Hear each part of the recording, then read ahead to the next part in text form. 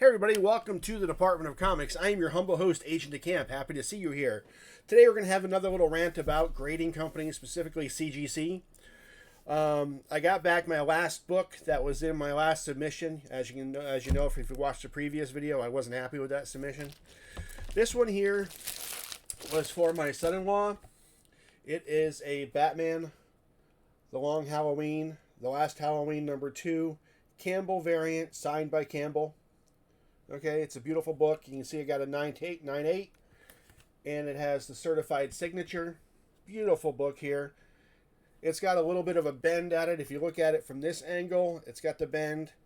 This angle looks fairly straight, except now it looks like it's starting to develop a small tick in there, which is not good. My main issue was grader notes. Okay, we need to start holding these grading companies accountable for their grading notes. If this book is not a 10 and it's a 9.9, I want to know why it's not a 10. If it's a 9.8, I want to know why it's not a 10. If it's a 0.5, I want to know why it's not a 10. Okay, they really need to start explaining themselves because their grading is all over the place. This one here, if we switch over to the other screen here, right here, grader notes. J. Scott Campbell autograph deemed authentic by JSA. Signatures. J. Scott Campbell authenticated autograph. Why is the autograph deemed authentic in grader notes? Grader notes should be telling me what is wrong with the book and why it is not a 10.0 or a 10. Okay? As you can see, these books are beautiful. This book is beautiful. Okay? I mean, it's got a gorgeous spine on there. Nice sharp corners. Nice autograph. You know, now I see they want to be able to grade the autograph as well. Which, I'm sorry, I'm not going to do that. Let's look at the back cover here. Spine on this thing is immaculate. When my daughter bought this for him, she bought it off of Campbell's website, and he never opened it. He just gave it to me to submit to him. I looked it over. There was no need to do anything to this book. Although it kind of looks like it might be a little something there, but that's not even in their grader's notes. And that wasn't there when I sent it to him. I know you probably hear that a lot, and a lot of people ranting about the books. But sometimes it's true, you know.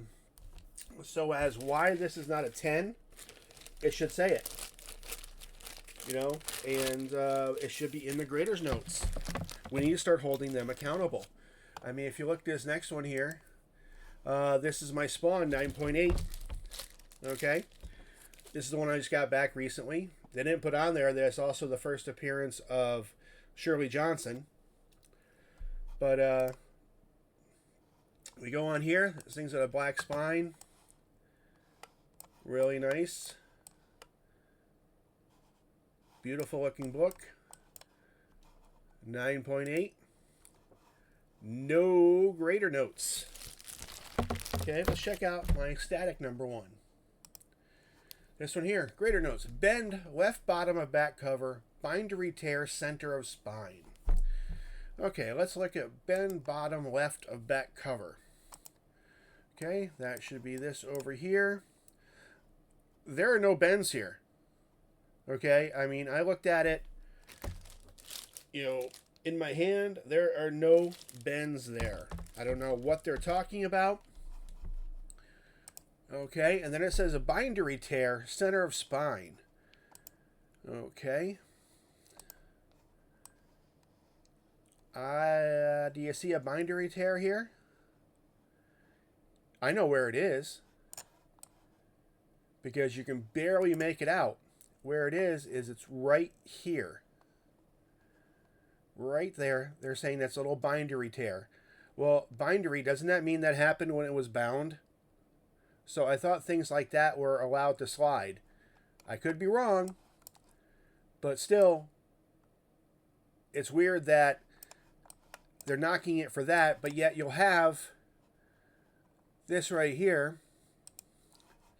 Remember the Ultimate Fallout 9.9 we finally got? Everybody remember that? You know, and look at these. And look at that nice little ding right there. Color breaking spine tick. Okay. What does it say in the grader notes? Nothing. It doesn't mention a spine tick. It doesn't mention anything. You know, a better look at that. It's right here in this person's post. You can see it right there. You know, this is ridiculous. There is no consistency in what they do. Okay, let's take a look at another one of these here. This is my Transformers number 39. Spine stress lines, cover breaks color, crease left center of back cover. There is no crease in the back of this cover. You can't see it in here. And then the next odd thing is, I noticed on my book here, what is this flap of plastic right here? It's not on any of the other books in my submission. However, I did notice that if we go back here to this Ultimate Fallout 9.9, not only do they have it on the bottom, they got it on the side. What the hell is that? I don't know what that is. All right, let's go to another one of my books here. Let's go to my Transformers number here, number 13. Spine stress line cover brace color. How many of them? Polybag crease full center of back cover. There was no crease in the back of this cover when I sent it to them. And the other thing is, this is a newsstand. They didn't come in poly bags. Directs came in poly bags. So there's no polybag crease on this book. Then it says crease right top of front cover and left bottom of front cover. No, there isn't. I don't know what the heck you're talking about. You know? And actually, this one here, it does have some waviness up here on the top of the back cover here. This one, along with the 39, the other 8.5, it looks almost like they got near some moisture or something. What, they have it next to the air conditioner or something like that? You know, it's just really weird. Okay, then I want to go back to, here, let's look at this one. Let's see, I think it's this one right here. Yeah, here we go. This one doesn't have any scans. All right, because this is an older one. This is a book I bought, or I won, or something like that. 9.8. Captain Marvel. Issue 1. The Psy variant. Okay. 9.8. Let's go back here to the camera. All right. This thing has color rubs all down the spine. It's a black cover. Okay, there are color rubs all down that spine.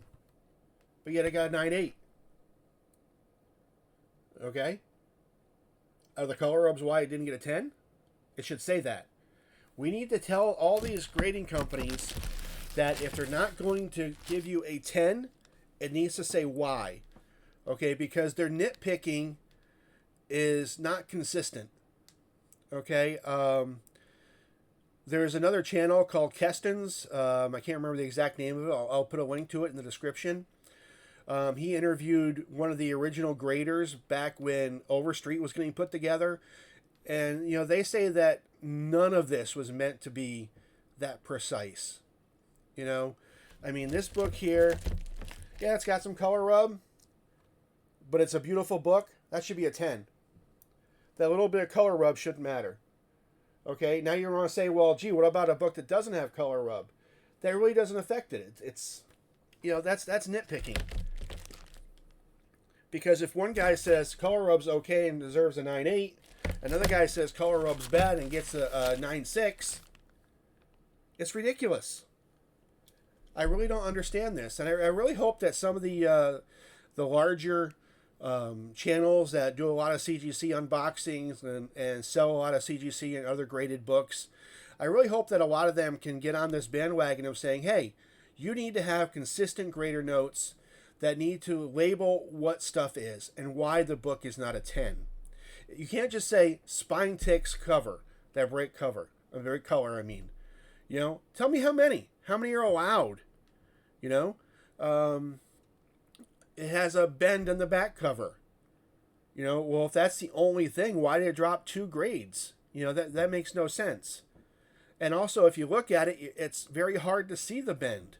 I got one of my books here that it says it has bends on the back cover. I mean, on the front cover. And you can see that's where they went to open the book. Because they don't use gloves, they're not careful or anything. You watch the videos and they just take their finger and they pull over the page. They pull up the cover. Okay, of course that's how it's going to get bent. You know, I'm not saying that they can't open the book, but if they mess it up, they should fix it. Okay? Remember, they have their own pressing part of their division, part of their company. Okay? So if one of their graders says, oops, I bent the cover, but it's not color breaking, we need to send this to pressing. Okay? To fix my error. Because it's not my fault that they did it, so I shouldn't take a hit for it. They need to correct their own mistakes and start being accountable for them. And like I said, we need to have listings in the grader's notes of why the book is not a 10. Okay? That's my main gripe here. You know, if I have a 9.8 and there's no grader notes, well, what's wrong with it? Why wasn't it a 10? You know, when you have a 9.9 on here, they allowed to go through with a major color breaking spine tick. Now, the problem is, you know, spine stress lines or ticks, however they want to call them, if they don't break color, I really don't see what the issue is, because that could happen from them pulling the book out of the bag, you know, or holding it. I've done that before. I pressed the book looked beautiful. I went to take it out. I picked it up off the board. I was looking at it, and it flopped a little bit and put a mark in there. I had to repress it. That's annoying as hell. You know, so you know they're doing it. So, like I said, there's some things that should be allowed, some things that shouldn't be. They need to be more consistent on their grader notes and have more explanations in there of why it's not a 10. If you could, if you watch the video this long, please give it a like. Please leave a comment. Let me know what you think about grader notes and with these grading companies. I mean, I'm not a big person that collects graded books, but I'm trying to do the thing where you fund the hobby, you know, so that's why I got into the pressing part of it. But my first submission was kind of depressing, you know, because I picked books that I thought would get the highest grade possible, and I looked them over before I sent them in. I kept them like a month. Some of them were 2 months after I worked on them. I checked for any type of regressions on them or anything like that. Nothing. And then suddenly they get them, and there's a bend here, a bend there, waviness. I didn't have that. So anyway, back to what I was saying. If you could please like the video, subscribe to the channel if you haven't already, refer it to a friend, let them know if you like to see a old fat guy raving about comic books or pressing or see what I'd like to buy. Like the video if you can. If you know somebody that deals in a lot of CGC or graded books, let them know about the videos and see if they can, if they agree with me or not. So until next time, I guess we gotta keep reading those comics. Although we can't if they're in this, because now it's not a comic book. It's a trading card. There's only 2 sides. There's nothing in the inside that you can look at. It's a trading card. So, if you can, just keep reading those comics.